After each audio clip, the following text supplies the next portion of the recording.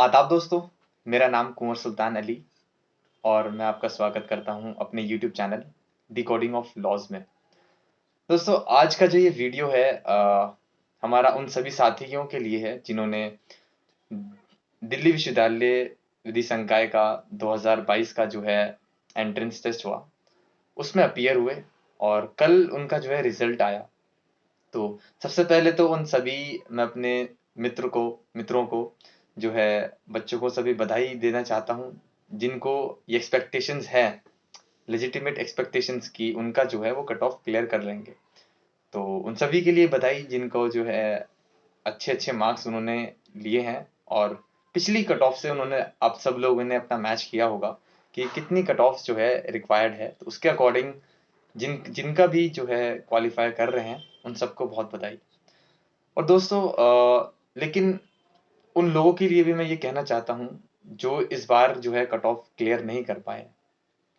सबसे बड़ा जो है क्वेश्चंस उनके सामने होता है कि what is the life ahead for them as an US parent, because everybody knows, you and I, all those who are watching this video, that DU Law Faculty is a premier institution in India, at least in Asia, the biggest law faculty in the world.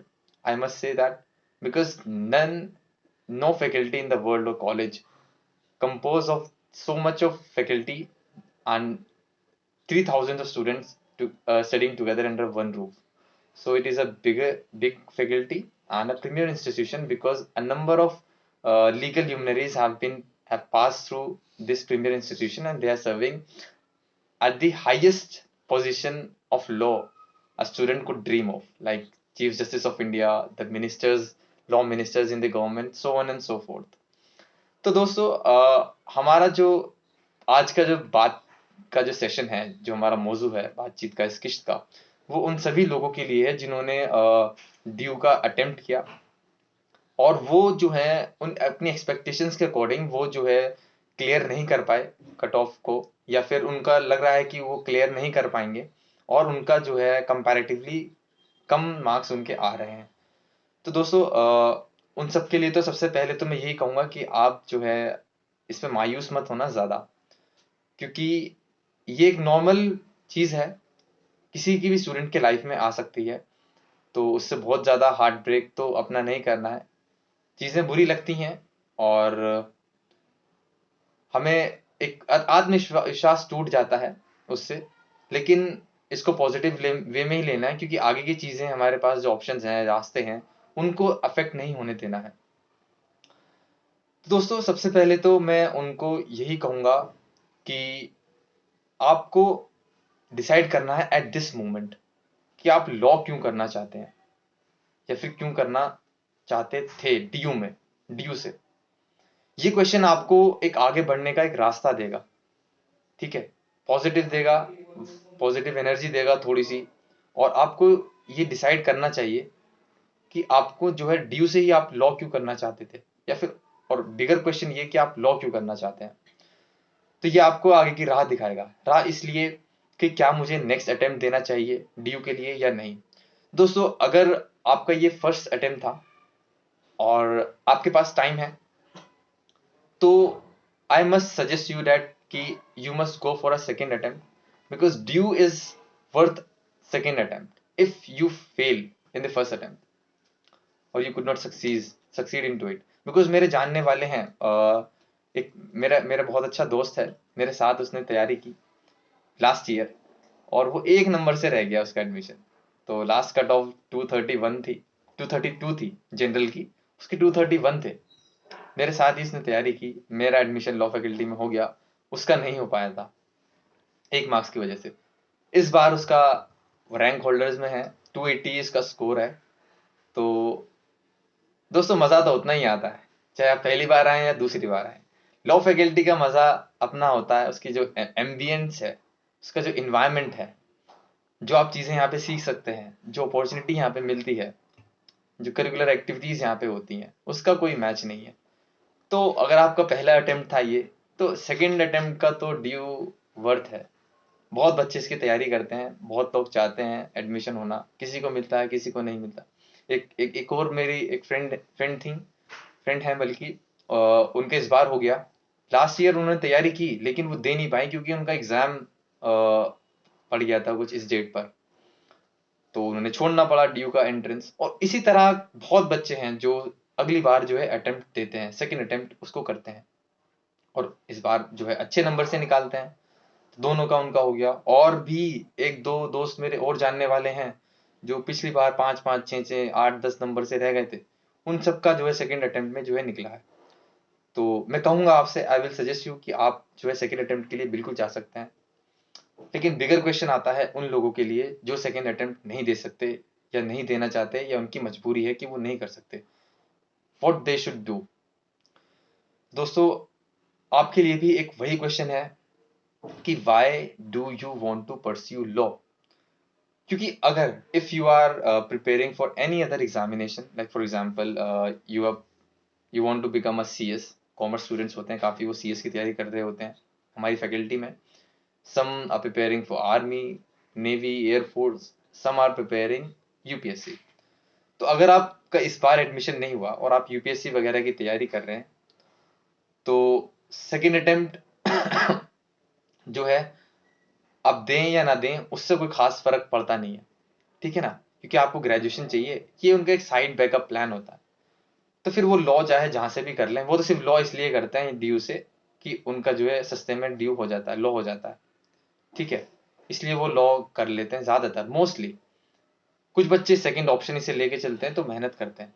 तो आपको ये देखना पड़ेगा कि आप जो है law क्यों करना चाहते हैं। क्या आप अच्छे से लॉ करना चाहते हैं या फिर आप ऐसे लॉ करना चाहते हैं। तो फिर इसमें उलझने की जरूरत नहीं है। अगर आपको जो है जॉब करनी है या कुछ और प्रिपेयर करना है तो आप कहीं और से आराम से जाके कर सकते हैं, ठीक है। दूसरी चीज ये होती है कि वो करना चाहते हैं, लॉ ही करना चाहते हैं अच्छे से, लेकिन वो दूसरा अटेम्प्ट नहीं दे सकते। और ये सवाल जो है सबके दिमाग में होता है। मेरे सवाल ये दिमाग में भी था जब मैंने अपना एंट्रेंस दिया और मैं वेट कर रहा था आप लोगों की तरह कट ऑफ का, रिजल्ट का, मेरिट का, आंसर की का, कि यार अगर मेरा उसमें नहीं हुआ तो फिर मैं क्या करूँ, क्योंकि मेरी कुछ एम्बिशंस हैं। और उनमें से ज्यादातर एम्बिशंस मेरे लॉ फैकल्टी में आना मतलब मेरा बहुत जरूरी था। अदरवाइज मेरे पास ऑप्शन थे कहीं और से करने के, लेकिन वो जरूरी था, लॉ फैकल्टी में मुझे आना उसके लिए जरूरी था। तो इसलिए मैं बहुत ज्यादा एंशियस था, तो मैं परेशान था कि यार इसमें होगा या नहीं होगा, कितना जाएगा कट ऑफ हमारा, और किस तरह से जो है आगे होगी चीजें अगर नहीं हुआ। तो खैर मैंने तो मेकअप अपना कर लिया था कि I will prepare for another attempt अगर इस बार नहीं होता। तो ये चीज आपको बताए कि आप लॉ क्यों करना चाहते हैं।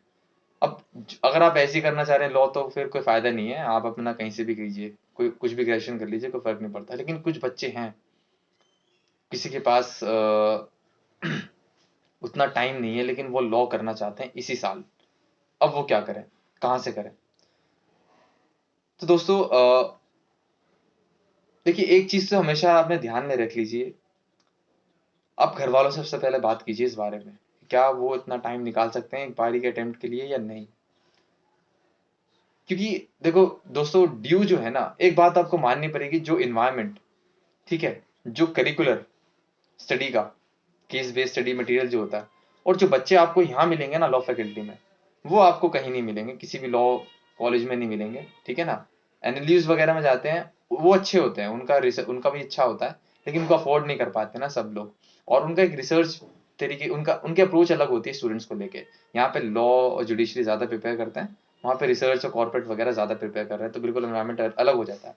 मैम स्पेसिफिकली ड्यू की बात करते हैं, तो ये तो आपको मानना पड़ेगा। लेकिन मेरे पास मैं एक सजेशन दूंगा उन लोगों के लिए जो इस बार सेकंड अटेम्प्ट नहीं दे सकते और उन्हें जो है लॉ करना ही है सीरियसली। तो दोस्तों, मैं ये चीज अपनी वीडियो में हमेशा कहता हूँ, जो मेरे जूनियर्स हैं या साथ पढ़ने वाले भी हैं उन्हें सजेस्ट करता हूँ हमेशा, लॉ आपको कोई नहीं पढ़ा सकता। ये बात ठीक है, अगर आप ड्यू में आएंगे तो आपको बहुत सारी चीजें ऐसी मिलेंगी जो कहीं नहीं मिल सकती, लेकिन जब लॉ पढ़ने की बात आएगी ना, वो आप दूसरी तरीके से उसको कवर कर सकते हैं अगर आप लॉ ही पढ़ना चाहते हैं। तो मैं ये इसलिए बता रहा हूँ कि लोग डिसहार्टेड ना हो कि भैया ड्यू में नहीं गए तो हम कैसे अच्छा लॉ पढ़ेंगे, कैसे हमें आगे बढ़ने का मौका मिलेगा, या फिर हम मतलब हम पीछे रह जाएंगे उन लॉ बच्चों से। तो ऐसा नहीं है, आपके पास एक सेकंड ऑप्शन है जिससे कि आप इन चीज़ों को कवर कर सकते हैं। देखो, इन्वायरमेंट आपको कोई कहीं नहीं, शायद ही कहीं मिले, ठीक है।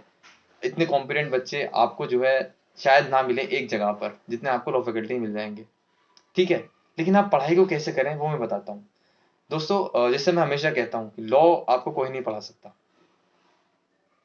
इन द सेंस कि आपको पूरा लॉ कोई नहीं पढ़ा सकता। आपको थोड़े बहुत सेक्शंस, हमारा सिलेबस जो होता है थोड़ा बहुत उसमें सिलेबस होता है, और उसी के हिसाब से जो हमारा टाइम होता है सेमेस्टर, उसके हिसाब से वो डिसाइड हो जाता है, और उतना ही आपको वो जो है पढ़ाते हैं। बाकी सब आपको खुद पढ़ना पड़ता है। आईपीसी में आपको मुश्किल से 50, 60 या 100 सेक्शंस करा देंगे। 511 सेक्शंस हैं आईपीसी में, वो आपको खुद पढ़ने हैं। इसी सीआरपीसी, एविडेंस, सब कुछ आपको खुद पढ़ना होता है। तो दोस्तों आपको आपको करना क्या है अब? देखो दोस्तों, सबसे पहले ना आपको, अगर सीरियसली आप लॉ पढ़ना चाहते हैं और आप चाहते हैं कि यार हमारा जो स्टडी लेवल है वो ड्यू के स्टूडेंट्स के जैसा ही रहे या फिर उनसे भी आगे हम निकलें, क्योंकि ड्यू में भी हर बच्चे नहीं पढ़ते, हर बच्चों की अप्रोच नहीं है, हर बच्चों को इतना इनलाइटमेंट नहीं है कि किस तरह से आगे बढ़ना है। आपको क्या करना है, आपको सबसे पहले ग्रुप बनाना है। आप जिस भी कॉलेज में है, प्राइवेट कॉलेज में जहाँ से भी आप ले रहे हैं, पढ़ लीजिए। अगर आपके पास ग्रुप बनाना पड़ेगा, देखो ग्रुप बनाना चाहिए आपको। आप लाइव लो का सब्सक्रिप्शन लो मिलके, सब्सक्रिप्शन से केसेस पढ़ो सबसे पहले, ये आपको खुद पढ़ने पड़ेंगे। देखो, लॉ के लिए सबसे ज़्यादा ज़रूरी है, मैं हमेशा कहता हूँ कि अगर आपको लॉयर बनना है तो दो चीज़ों को हमेशा ध्यान में रखना। एक, हमेशा पढ़ने की आदत डाल दो। आपको शादी छोड़नी पड़ सकती है, फंक्शन छोड़ना पड़ सकता है, लेकिन जो केसेस हैं वो आपको रेगुलरली पढ़ने पड़ेंगे। चाहे आप कहीं से एनएलयू से पढ़ रहे हो या ड्यू से पढ़ रहे हो, अगर आप ये जो चीज़ें नहीं पढ़ रहे तो आप में कोई फर्क नहीं है फिर। प्रोविजंस तो किसी भी कॉलेज में पढ़ लेगा, मुंबई में, पंजाब में, चंडीगढ़ में, मेरठ में, यूपी में, सब जगह पढ़ लेंगे। प्रोविजंस तो सब जगह पढ़ाते हैं, नोएडा में, बेंगलोर में। मेन है केसेस, केसेस डिफाइन करते हैं, उसमें कंटेंशंस होती हैं, उसमें ऑब्जर्वेशंस होते हैं, तो वो पढ़ो। टीम बनाओ, लाइव लो का सब्सक्रिप्शन लो, वो चीज़ें पढ़ो। अब चूंकि इतने अच्छे कॉम्पिटेटिव बच्चे आपको शायद ना मिले, तो आप अच्छा सीनियर ढूंढो, उनके साथ इंटर्नशिप करो फर्स्ट ईयर के बाद ही, या थर्ड सेमेस्टर के बाद। उनके पास आप जाओ, उन जो आप केसेस पढ़ो, उनसे डिस्कस करो, हियरिंग्स देखो। तो ये एक तरीका है जो आपको उस प्लेटफॉर्म पे ले आएगा जहाँ पे कोई भी अच्छा बच्चा स्टैंड स्टैंड करता है। तो ये एक तरीका है कि अगर आप ड्यू में नहीं आ पाए या फिर नहीं दे सकते अटेम्प्ट, तो आप कैसे कॉम्पीट कर सकते हैं। कॉम्पीट है लॉ, आपको पढ़ना आना चाहिए, बस आपकी लैंग्वेज पे कमांड होनी चाहिए। अगर आप लॉयर अच्छा बनना चाहते हैं तो बिना ड्यू के भी बहुत अच्छे लॉयर बन सकते हैं। आपने मुकुल रोहतगी जी का नाम सुना होगा। अभी उन्होंने गवर्नमेंट अटॉर्नी जनरल का उनको ऑफर आया था, शायद पहले सॉलिसिटर जनरल या अटॉर्नी जनरल पहले भी रह चुके हैं, फिर से आया था, उन्होंने रिजेक्ट कर दिया। और उनकी बहुत ख्वाहिश थी कि वो लॉ फैकल्टी से पढ़ें, एडमिशन लें, लॉ फैकल्टी से अपना लॉ करें, लेकिन वो नहीं कर पाए, उनका एडमिशन नहीं हुआ। लेकिन आज वो एक टॉल स्टेचर पे खड़े हुए हैं लॉ की फील्ड में, बहुत रिस्पेक्ट है उनकी, बहुत अच्छे जानकार हैं लॉ के, बहुत अच्छे केसेस करते हैं। वो कैसे हुआ? अच्छी गाइडेंस से, अच्छी सीनियर से उनके पास, और उन्होंने मेहनत की। तो लॉ में आपका जो अगर कोई डिफाइन किएगा करेगा, वो आपको आपकी मेहनत की करेगी, क्योंकि कितना भी अच्छा टीचर हो वो आपको नहीं पढ़ा सकता पूरा लॉ। और एक और मैं लिमिटेशन बताता हूँ, टीचर्स कितने भी अच्छे हों, प्रोफेसर्स कितने भी अच्छे हों, लॉ के साथ अपने आप को अपडेट रखना ये बहुत आसान काम नहीं है, और कोई टीचर नहीं करता अपने आप को अपडेट इतना।